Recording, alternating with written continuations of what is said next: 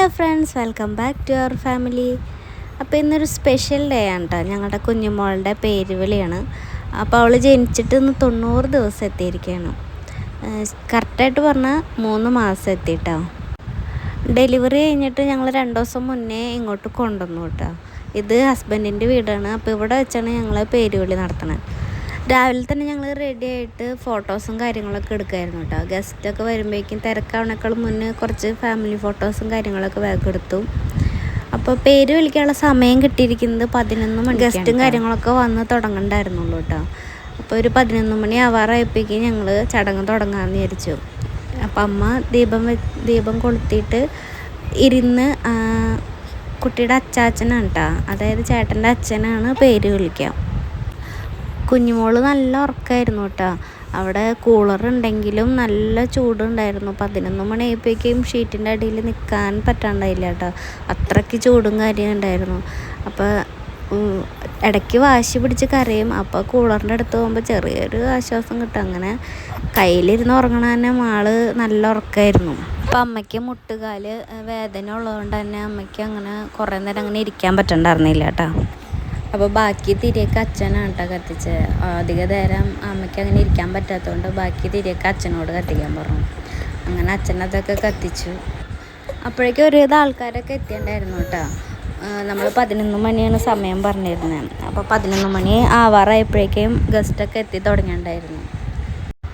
ചാരുവിന് ഇപ്പോൾ കുറച്ച് നേരം കഴിഞ്ഞപ്പോഴേക്കും ചൂടെടുക്കാൻ തുടങ്ങി കേട്ടോ. ഷീറ്റിൻ്റെ അടിയിൽ ഭയങ്കര ചൂടാണ്. പിന്നെ അവളുടെ ഡ്രസ്സും അങ്ങനത്തെ ആയതുകൊണ്ട് ചൂടെടുക്കുന്നതാണ് കേട്ടോ പറഞ്ഞുകൊണ്ടിരിക്കണം.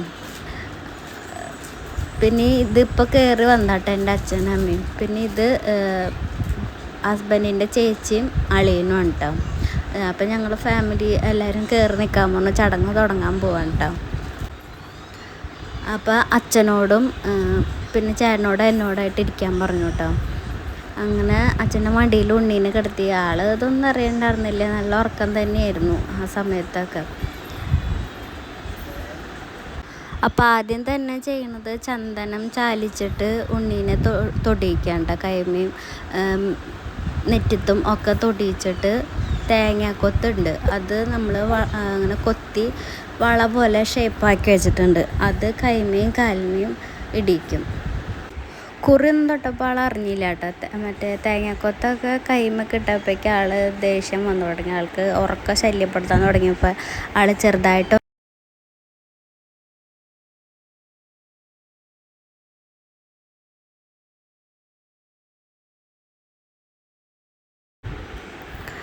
അപ്പോൾ പേര് വിളിക്കാനായിട്ട് വെറ്റിലെടുത്ത് ഒരു ചവിട്ടിലിങ്ങനെ അടച്ചു വയ്ക്കുക. അപ്പോൾ ആദ്യം അച്ഛനാണ് കേട്ടോ വിളിക്കുക. അച്ഛനിങ്ങനെ നമ്മൾ ഒറിജിനൽ ഇപ്പിട്ടണ പേര് നമ്മൾ വിളിക്കില്ല. ആദ്യം ദേവിമാരുടെ പേരാട്ടോ വിളിക്കുക. അതിന് ശേഷമാണ് നമ്മൾ ഒറിജിനൽ പേര് അനൗൺസ് ചെയ്യുക. അപ്പോൾ പേര് ഇട്ടപ്പോഴൊക്കെ ആൾ എനിട്ടിട്ടുണ്ടായിരുന്നു. വലിയ കുഴപ്പമുണ്ടായിരുന്നില്ല, ചെറുതായിട്ട് ഇങ്ങനെ ദേഷ്യം വന്ന് തുടങ്ങണ്ടായിരുന്നുള്ളൂ. അപ്പോൾ ആദ്യം അച്ഛൻ വിളിച്ചു. 2 ചവിട്ടിലും മാറി മാറി ഇങ്ങനെ വിളിച്ചിട്ട് പിന്നെ ചേട്ടൻ്റെ കൊടുത്തു കേട്ടോ. ചേട്ടൻ്റെക്ക് എടുത്തപ്പോഴേക്കും ആൾ കരയാൻ തുടങ്ങി കേട്ടോ. നല്ല കരച്ചിലായി. പിന്നെ ചേട്ടൻ പേര് വിളിച്ചൊക്കെ നല്ല കരച്ചിലായിരുന്നു. അച്ഛൻ അപ്പോഴേക്കും ഷർട്ട് ഇടാനായിട്ട് എനിക്ക് പോയിട്ടോ. ചേട്ടൻ്റെ വേഗം പേര് വിളിക്കായിരുന്നു. ഭയങ്കരമായിട്ട് കരഞ്ഞു തുടങ്ങി കേട്ടോ. ആൾക്ക് ചൂട് ഒട്ടും സഹിക്കാൻ പറ്റില്ല. ചാരുവിന് അതെ ചൂട് ഒട്ടും സഹിക്കാത്ത ആളാണ്. ഒന്നാമത് 11 മണി ആ സമയത്ത് നല്ല ചൂടല്ലേ. അപ്പോൾ കൂളറുണ്ടെങ്കിലും അങ്ങോട്ട് താഴേക്ക് അങ്ങോട്ട് കാറ്റൊന്നും കിട്ടണ്ടായിരുന്നില്ല കേട്ടോ. പേര് വിളിച്ച് കഴിഞ്ഞു. പിന്നെ ഓരോരുത്തർ ഇങ്ങനെ ഗിഫ്റ്റ് കൊടുക്കാം കേട്ടോ. അപ്പോൾ ചേട്ടൻ കൂളറൊന്ന് ചരിച്ച് വയ്ക്കുക കാറ്റ് കിട്ടാൻ വേണ്ടിയിട്ട്. അപ്പോഴും ഒരു ചെറിയൊരു ആശ്വാസമായേ. ചടങ്ങ് കഴിഞ്ഞു. പിന്നെ ഇനി എന്തെങ്കിലും ഗിഫ്റ്റ് കൊടുക്കാണ്ടെങ്കിൽ കൊടുക്കാം കേട്ടോ. അപ്പോൾ വീട്ടിൽ നിന്ന് അമ്മ കുഞ്ഞിക്ക് വള ഇടിച്ചപ്പോൾ ഒപ്പം ചാരുവിന് ഇടിച്ചു കേട്ടോ. ചാരുവിന് അമ്മ വള കരുതിയിട്ടുണ്ടായിരുന്നു. ആൾക്കത് കിട്ടിയപ്പോൾ ആളും ഹാപ്പിയായി. അമ്മ വള ഇടിക്കുന്ന സമയത്ത് ഭയങ്കരമായിട്ട് കരച്ചിലായിരുന്നു. അമ്മയ്ക്ക് ഒട്ടും ഇടിക്കാൻ പറ്റണ്ടായിരുന്നില്ല. ആൾ കൈ അങ്ങടും ഇങ്ങടും പിടിച്ച് ഭയങ്കര കരച്ചിലായിരുന്നു. അപ്പോൾ ഞാൻ തന്നെ വാങ്ങിച്ച് വേഗം ഇടിച്ചു കേട്ടോ. കരച്ചിലൊന്നും ഏതാ നിൽക്കണ്ടായിരുന്നില്ല. അപ്പം ഞാൻ പറയായിരുന്നു ആ ചേട്ടനോട് അങ്ങോട്ട് കയറിയിരിക്കുക, അപ്പോൾ കുറച്ചുകൂടി കാറ്റ് കിട്ടുമല്ലോ അത്. പിന്നെ ഞങ്ങൾ വേഗം കയറിയിരുന്നു കേട്ടോ. അപ്പോൾ ഞാൻ കൂളറിൻ്റെ അടുത്ത് തന്നെ ഇരുന്നാൽ ആൾ വേഗം കിടന്ന് ഉറങ്ങി. കാറ്റ് ചൂടെടുത്തിട്ടായിരുന്നു കരഞ്ഞുകൊണ്ടിരുന്നത്. അപ്പോൾ അമ്മ പാസര ഇടിക്കാൻ വന്നു കേട്ടോ. പക്ഷേ കുളത്ത് എന്തേലും ഇടാൻ പറ്റുന്നുണ്ടായിരുന്നില്ല. അപ്പോൾ ചേട്ടനും കൂടെ ഹെൽപ്പ് ചെയ്യാൻ കേട്ടോ. അപ്പോൾ പാസരം ഇട്ടുമ്പോൾ ഒക്കെ ആളിങ്ങനെ ഉറങ്ങി വന്നിട്ടായിരുന്നു. പിന്നെ ആൾക്കാരിങ്ങനെ ഓരോരുത്തരിങ്ങനെ വന്ന് ഗിഫ്റ്റ് തരുമ്പോൾ ആൾ അറിയണ്ടായിരുന്നു. കൈയും കാലൊക്കെ പിടിച്ച് തൊടുമ്പോൾ ആൾ ദേഷ്യം വരണ്ടായിരുന്നു കേട്ടോ. പിന്നെ കുറച്ച് കഴിഞ്ഞപ്പോഴേക്കും നെയിം റിവീൽ ചെയ്തിട്ടില്ല എന്ന് ഓർത്തത്. അപ്പോഴേക്കും ഞങ്ങൾ റിവീൽ ചെയ്യേണ്ടിയിരുന്നു കേട്ടോ. അപ്പോൾ ചാരുമാണ് കേട്ടോ റിവീൽ ചെയ്തത്. അപ്പോൾ തുടക്കത്തിൽ ആദ്യം വന്നിട്ടായിരുന്നില്ല, അത് സ്റ്റക്കായിട്ടിരിക്കുന്നു. അപ്പോൾ പയ്യൊന്ന് തട്ടി കൊടുത്തപ്പോൾ പിന്നെ അങ്ങോട്ട് വന്നു കേട്ടോ. സ്റ്റേജ് ഡെക്കറേഷനും നെയിം സെറമണി ബോർഡും ഫ്ലെക്സും അങ്ങനെ എല്ലാ കാര്യങ്ങളും ചെയ്തത് ചേട്ടൻ്റെ ഫ്രണ്ടാണ് കേട്ടോ. ജെയ്മോ എന്ന് പറഞ്ഞ ഫ്രണ്ടാണ്. അപ്പോൾ കോണ്ടാക്ട് നമ്പർ വേണമെങ്കിൽ കമൻറ്റ് ചെയ്ത് കഴിഞ്ഞാൽ തരാം കേട്ടോ. നല്ല അടിപൊളിയായിട്ട് വർക്കൊക്കെ പെട്ടെന്നായിരുന്നു കേട്ടോ. വർക്കൊക്കെ ഈവനിങ് വന്ന് ചെയ്ത ആൾ ജസ്റ്റ് 1 hour കൊണ്ട് തന്നെ ഫിനിഷ് ചെയ്ത് തന്നു. അടിപൊളി വർക്കും കാര്യങ്ങളൊക്കെ ആയിരുന്നു. ബലൂൺ ആർച്ചും പിന്നെ ഹാളിലിട്ട് നമ്മളിങ്ങനെ മുന്തിരിക്കൊല പോലെ ഇങ്ങനെ ബലൂണുകൾ സെൻറ്ററിലായിട്ട് കെട്ടിയിട്ടുണ്ടായിരുന്നു. അപ്പോൾ അത് ചേട്ടൻ്റെ ബെസ്റ്റ് ഫ്രണ്ട് തന്നെ ചെയ്തതാണ്. ഞങ്ങൾ ഒരുമിച്ച് പഠിച്ചതാണ്, ITയിൽ ഒരുമിച്ച് പഠിച്ചതാണ് കേട്ടോ. അപ്പോൾ നിതിൻ ചേട്ടനും ആളുടെ അളിയനും കൂടെ വെളുപ്പിനെ വന്നിരുന്ന് ചെയ്തത്. ഒരു 6 മണിയായപ്പോഴേക്കും ആൾ വന്ന് തലേദിവസം ആൾക്ക് വർക്കൊക്കെ ഉണ്ടായിരുന്നു. എന്നിട്ട് വെളുപ്പിനെ വന്ന് ഞങ്ങൾക്ക് ചെയ്തതാ കേട്ടോ. അപ്പോൾ നിതിൻ ചേട്ടനോട് ഭയങ്കരമായിട്ട് താങ്ക്സ് പറയുന്നുണ്ട്. നിതിൻ ചേട്ടൻ പിന്നെ എപ്പോൾ നമ്മൾ വർക്ക് ഉണ്ടെന്ന് പറഞ്ഞ് വിളിച്ചാലും ആൾ ഒഴിവാക്കില്ല കേട്ടോ. എത്ര തിരക്കുണ്ടെങ്കിലും ആൾ വന്ന് വെളുപ്പിനായാലും വന്ന് ചെയ്തിട്ട് പോകും. ചാരുവിനും അങ്ങനെ തന്നെയായിരുന്നു. ആൾക്ക് വേറൊരു വർക്കും കൂടി ഉണ്ടായിരുന്നു. എന്നിട്ടാണ് വേഗം ഓടി വന്ന് ഞങ്ങൾക്ക് ചെയ്ത് തന്നത്. ആളെപ്പോൾ വിളിച്ചാലും ഞങ്ങൾക്ക് ചെയ്ത് തരാറുണ്ട് കേട്ടോ. പിന്നെ ഫാമിലീസായിട്ട് ഇങ്ങനെ വന്ന് ഓരോരുത്തർ വന്ന് ഇങ്ങനെ ഫോട്ടോസും കാര്യങ്ങളൊക്കെ എടുത്തു കേട്ടോ. അപ്പോൾ ഈ വ്ളോഗും കാര്യങ്ങളും ഷോർട്സ് എടുക്കാൻ വേറെ ആൾക്കാരെ, വ്ളോഗ് എടുക്കാൻ വേറെ, അങ്ങനെ ഓരോരുത്തരായിട്ട് ഞങ്ങൾ സെറ്റ് ചെയ്ത് വെച്ചൊക്കെയായിരുന്നു.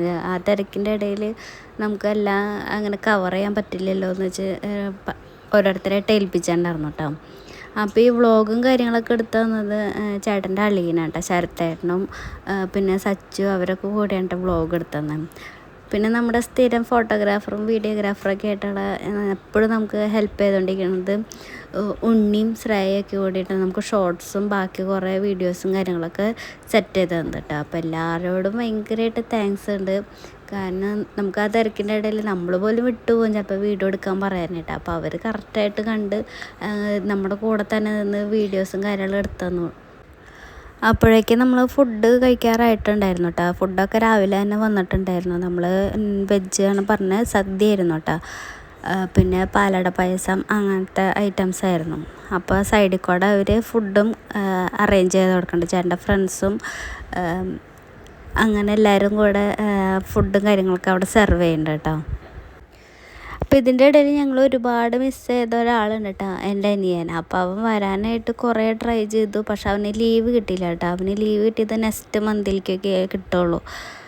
അപ്പോൾ ഞങ്ങൾ കുറേ വിചാരിച്ചു കിട്ടും വരും എന്നൊക്കെ ഞങ്ങൾ പ്രതീക്ഷിച്ചു. പക്ഷെ ആൾക്ക് എന്തേതാ ലീവ് സെറ്റായി ഉണ്ടായില്ല. അപ്പോൾ ആൾ പുറത്താണ്, അബുദാബിയിലാണ് കേട്ടോ ആൾ. അപ്പോൾ ചേച്ചിയുടെ ഹസ്ബൻഡും പുറത്താണ് കേട്ടോ. അപ്പോൾ അവർ രണ്ടുപേരും വന്നില്ലായിരുന്നു. അവർക്ക് രണ്ടുപേർക്ക് ലീവ് കിട്ടിയില്ല. പിന്നെ ചേട്ടൻ്റെ അളിയൻ കറക്റ്റായിട്ട് ആ സമയത്ത് ലീവ് കിട്ടിയാണ്. ആൾ 2 വർഷം കൂടുമ്പോഴായിട്ട് നാട്ടിലേക്ക് വരണേ. അപ്പോൾ ശരത്തേട്ടന് കറക്റ്റായിട്ട് ലീവ് കിട്ടിയ കാരണം ശരത്തേട്ടന് ഉണ്ടായിരുന്നു ഫങ്ഷന്.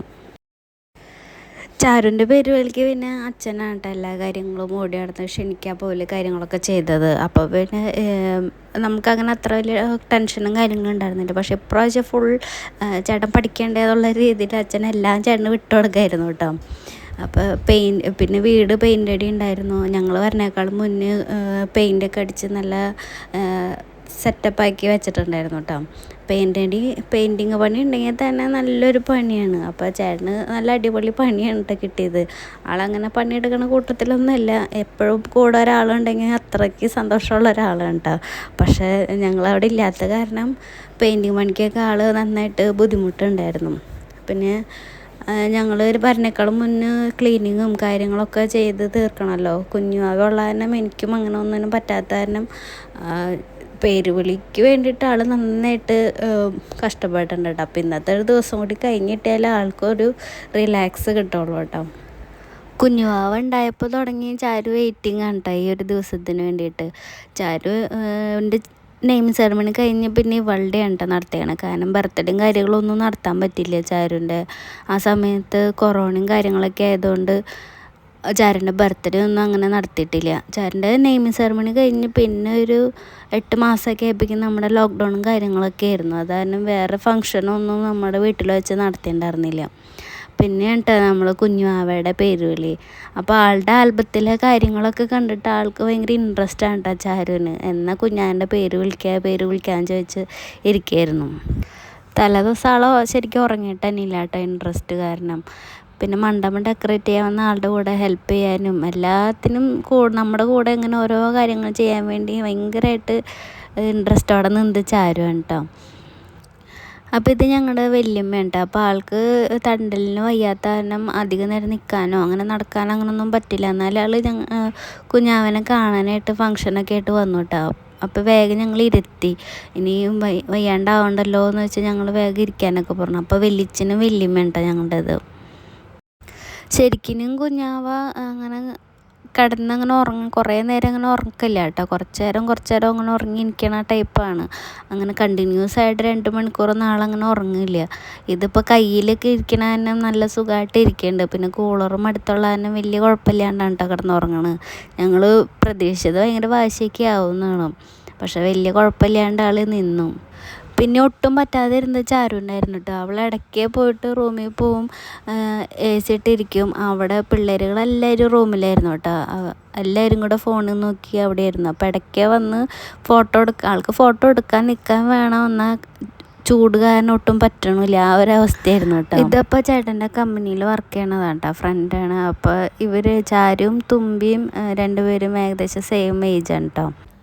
ഇതും ചേട്ടൻ്റെ ഫ്രണ്ട് തന്നെയാണ് കേട്ടോ കൂടെ വർക്ക് ചെയ്യുന്നത്. അപ്പോൾ ഇവർ രണ്ടുപേരും കുഞ്ഞാവന്മാർ തമ്മിലും 3-4 മാസത്തെ വ്യത്യാസം.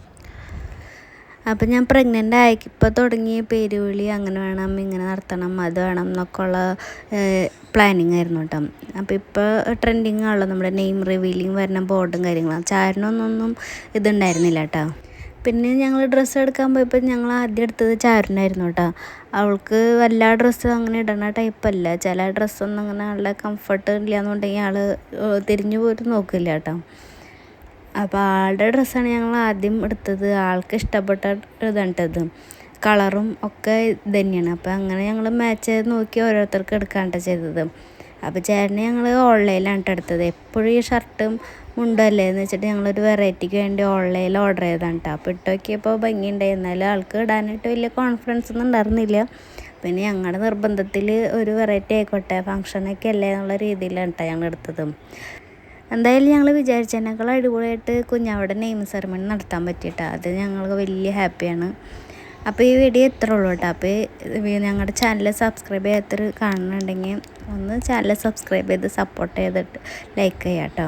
അടുത്ത വീഡിയോ ആയിട്ട് വരാം. ബൈ.